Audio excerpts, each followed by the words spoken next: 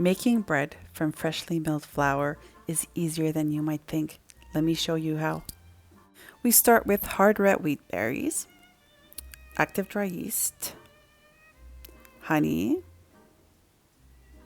olive oil, sunflower lecithin, salt, and warm water. So we're going to bloom the yeast. The warm water wakes it up and the honey gives it a little boost. So after mixing it up, you let it rest for about 10 minutes until you see it become foamy. Now you mill the wheat.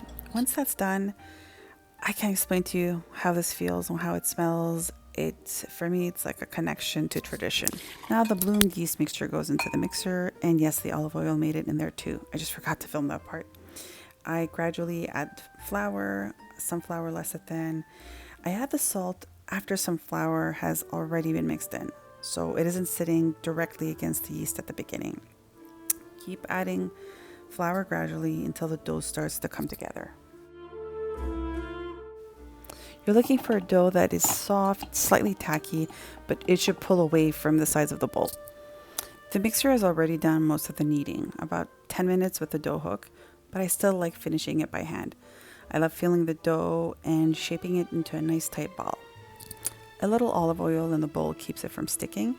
Then I cover it and let it rise somewhere warm until it doubles in size, usually about an hour and a half.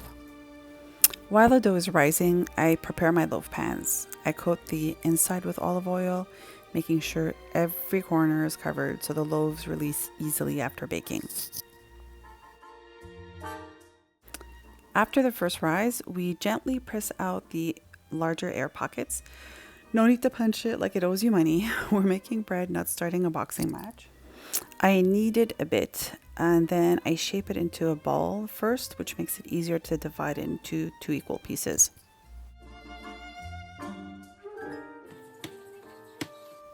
Then I roll each piece into a rough oval.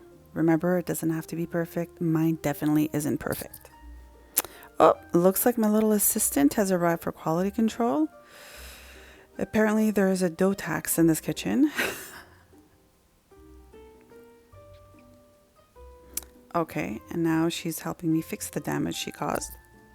I fold the sides in, and as you can see, I'm trying to roll the dough into a loaf shape. I am really freestyling at this stage. I then pinch the seam closed so it stays together during the final rise. This is important, so do take your time here. Doesn't have to look perfect. What I do is I then roll it at the end to smooth everything out. I spray some olive oil and into the greased loaf pans they go, just trying to center them as much as possible. And before we proof them one last time for 30 minutes. Oh, one last inspection by my tiny bread expert. Mine proofed a little longer than I intended, and that is absolutely okay. Now we bake them for 30 to 35 minutes at 350 degrees.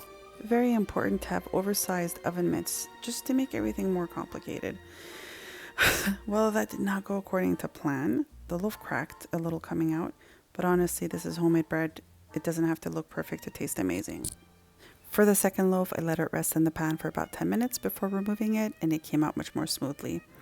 The hardest part now is waiting. Let your bread cool completely before slicing it. This is the next morning, and honestly, this is exactly why I love making my own bread. Simple ingredients, freshly milled flour, and something made completely from scratch.